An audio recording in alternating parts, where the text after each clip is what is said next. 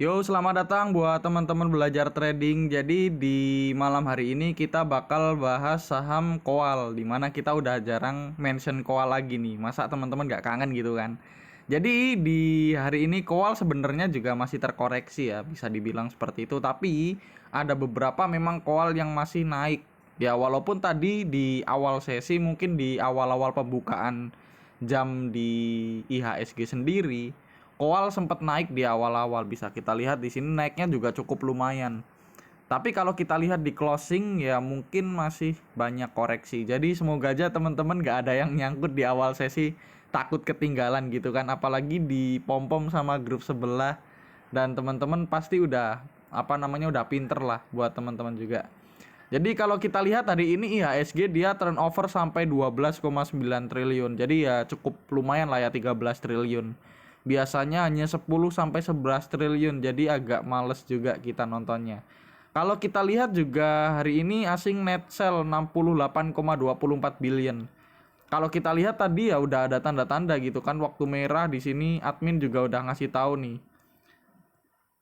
Bisa beli pumpung IHSG merah. Harusnya bisa spike up. Kita lihat nih di jam berapa?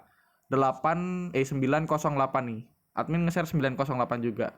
Posisi di situ masih merah dan admin melihat ada sesuatu yang janggal. Harusnya IHSG bisa menembus naik kayak gitu kan, dan ternyata bener IHSG di bawah naik sampai 0,53%. Walaupun tadi sampai 0,6 sekian persen seperti itu. Jadi selamat buat teman-teman tadi yang udah nyerok-nyerok di bawah kayak gitu kan. Jadi kita bahas dulu tentang Koal semalam gitu. Di sini kalau kita lihat ya, Koal semalam dia koreksi banyak, bukan semalam maaf, di hari Jumat kemarin. Di hari Jumat kemarin koreksi masih 1% 2%-an lah ya. Jadi masih cukup wajar untuk Koal di bawah turun terlebih dahulu.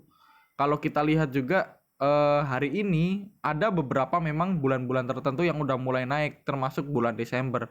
Tapi belum bisa mencapai di 150 ke atas seperti itu. Jadi ya tetap hati-hati buat teman-teman yang mau masuk. Tapi kalau teman-teman masih mau masuk ya tinggal cek aja habis ini apakah sahamnya masih menarik atau enggak dengan teknikalnya. Seperti itu ya buat teman-teman. Kita hapus beberapa dulu di sini itemnya. Kita langsung aja ke saham yang pertama. Di saham pertama ada Harum, di mana Harum hari ini naik 100 poin atau 1,92%. Kalau kita lihat asing net buy, asing net sell 1,25 billion. Kalau kita lihat pembelian paling banyak PD dan penjualan paling banyak Beki. Kalau kita lihat menggunakan broker summary-nya sendiri untuk Harum, dia untuk bandarnya sepertinya diakumulasi. Karena memang di Harum sendiri memang berbeda dari saham Koal yang lainnya, dimana waktu itu saham Koal udah pada spike up dan Harum spike up-nya telat tapi naiknya tinggi-tinggi. Dan sekarang pun untuk Harum dia ya masih berada di wilayah downtrend sih sebenarnya, tapi mungkin bakal membentuk flag kayak gitu. Kalau kita lihat asing memang masif distribusi di Harum sendiri, tapi secara bandarmologi untuk Harum dia masih diakumulasi. Kalau kita lihat menggunakan teknikalnya sendiri untuk Harum, nah ini dia Harum seperti yang kita bicarakan tadi, dia masih berada di area flag kayak gitu. Tinggal konfirmasinya kemana? Konfirmasinya dia bakalan naik lagi ke sini sebentar. Dia bakalan ke arah sini, terus ke arah sini, atau dia bakal menguji di bawah. Pilihannya cuma dua itu. Di sini.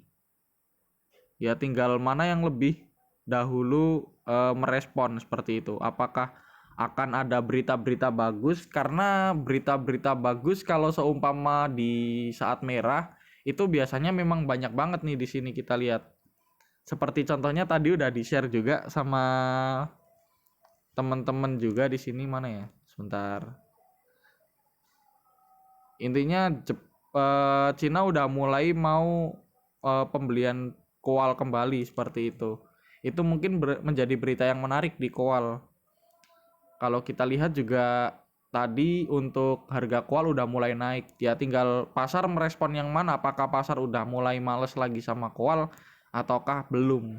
Kalau seumpama belum ya semoga aja di 700, di 7.600 dia di spike up lagi ke arah 800. Atau syukur-syukur bisa jebol area downtrend atau area flag dia di situ. Kalau kita lihat sih walaupun hari ini mengalami kenaikan 100 poin atau 1,29%, akan tetapi MACD masih tajam menuju ke bawah dan bar chart di bawah 0 juga masih mulai tajam seperti itu. Ya semoga aja ada harapan untuk harum sendiri. Seperti itu. Lanjut ke saham kedua. Di saham kedua, ini hapus dulu aja lagi. Di saham kedua ada Adaro, di mana Adaro naik 5 poin atau 0,31%. Kalau kita lihat tadi sempat mencapai 1.580. Kalau kita lihat asing net sell yang cukup masif, hampir 17 billion. Pembelian paling banyak KI, penjualan paling banyak ZP, wajar. Kalau kita lihat menggunakan broker summary-nya sendiri untuk Adaro ya sama seperti saham koal lainnya nanti. Dia didistribusi sama bandarnya. Tapi secara keseluruhan bandar masih akumulasi. Kalau kita lihat asing secara keseluruhan dia distribusi. Kalau kita lihat menggunakan teknikalnya sendiri untuk Adaro, ya seperti gambar kita sebelumnya untuk Adaro, dia masih berada di garis nih. Kita pernah gambar garis di sini buat teman-teman nih. Yang hitam itu adalah gambaran kita ya. Gambaran kita ya, dia masih berada di jalur yang kita gambar seperti itu di beberapa minggu yang lalu. Jadi mungkin dia bisa menutup gap dulu, mungkin nggak ya, mungkin aja gitu kan di sini di 1.560. Tinggal kita lihat tuh di situ.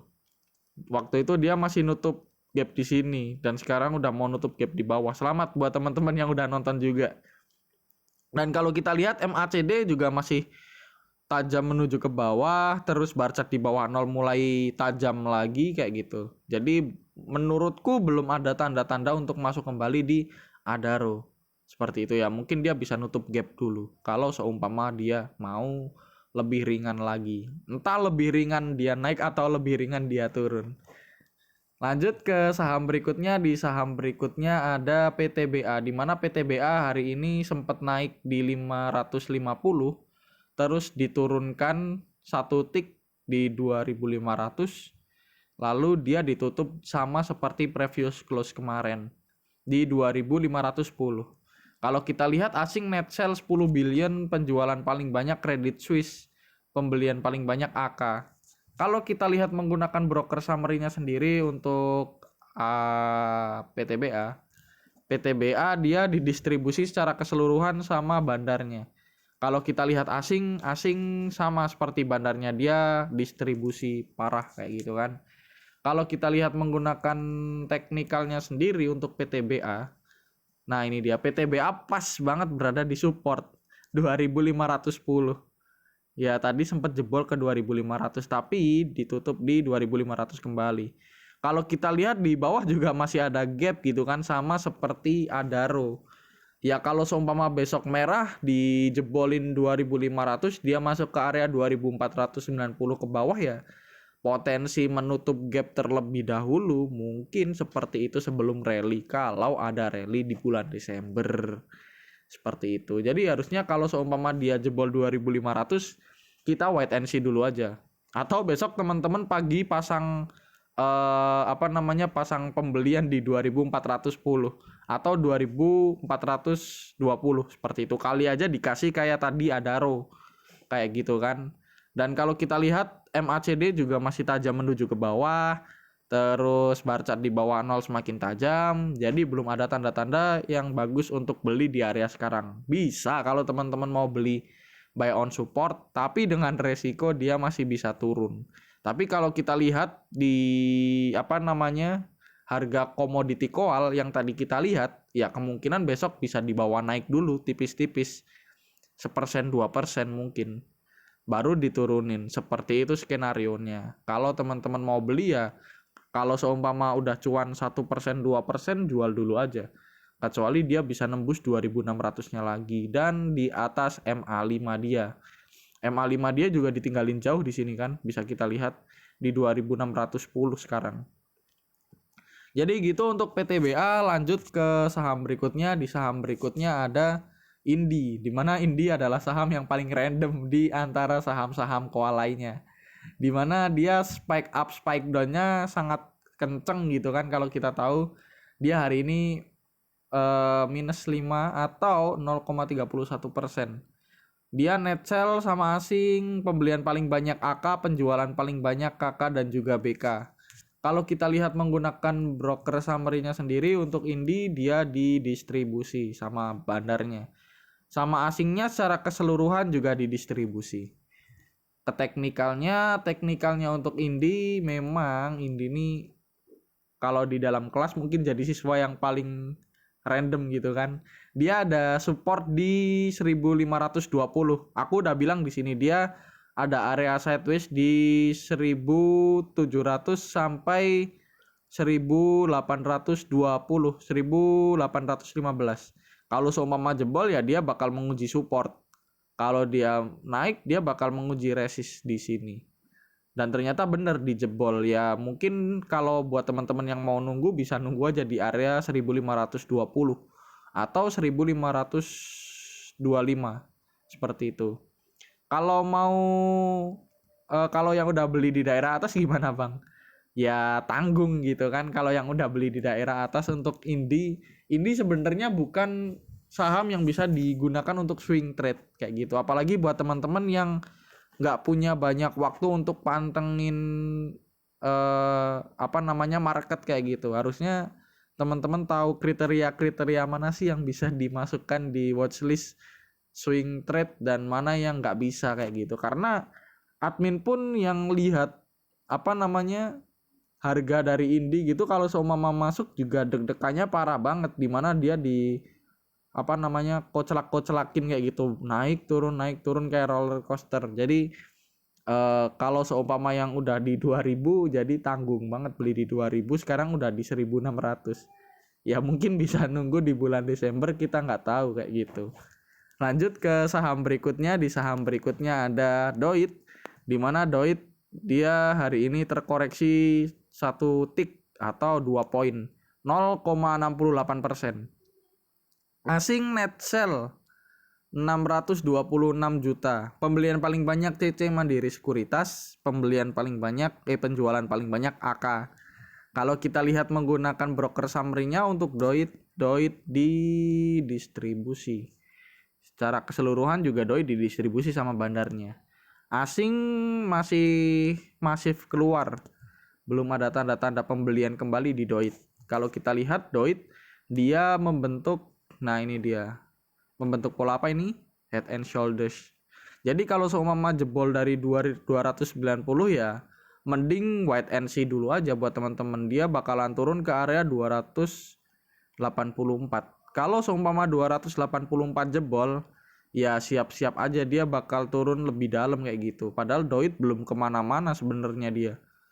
Kalau kita lihat, ya kan, ya dia masih bisa turun. Kalau seumpama dia jebol 284, dia bisa ke 270 sampai 250 kayak gitu, menguji di situ.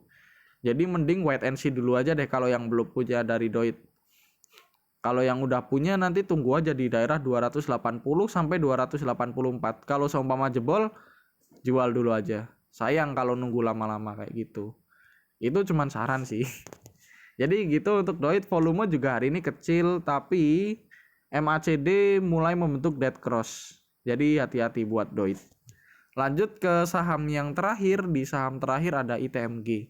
Dimana ITMG hari ini turun 1,16%. 1,16% atau 225 poin. Asing net sell 5 billion, terus pembelian paling banyak AK, penjualan paling banyak BK.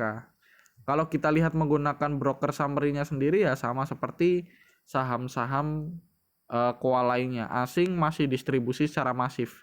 Asing juga distribusi secara masif. Jadi belum ada tanda-tanda untuk bisa dibeli kembali kayak gitu kan. Kalau kita lihat menggunakan teknikalnya ya seperti yang kita bilang, kalau seumpama 21.750-nya jebol ya dia bakal ke area 17.000, dan bener aja sekarang udah sampai ke 19.000.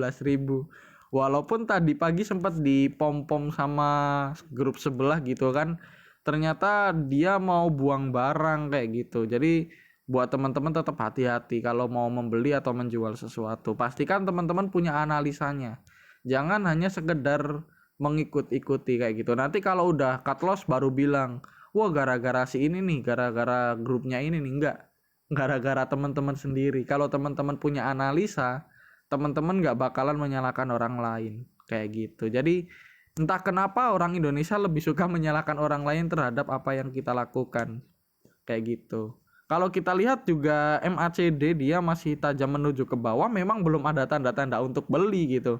Kalau seumpama teman-teman tadi beli di area atas, di waktu dia hijau, teman-teman takut, wah bang takut kalau nanti dia naik ya. Teman-teman perhatikan MACD-nya, perhatikan volumenya, dia hari ini volumenya gede, di bawah turun, MACD-nya juga ikut turun, jadi teman-teman harus waspada harusnya seperti itu. Jadi gitu ya buat teman-teman belajar trading, saya menyarankan buat teman-teman untuk tetap hati-hati dalam masuk saham apapun. Jadi kita tidak menyalahkan seseorang terhadap apa yang kita lakukan kayak gitu. Walaupun memang grup sebelah suka kayak gitu, tapi terkadang masih banyak orang yang masuk kayak gitu kan. Ya udah, semangat buat teman-teman, semoga besok menjadi hari yang menyenangkan buat kita semua dan porto teman-teman sekalian. See you next time, bye bye.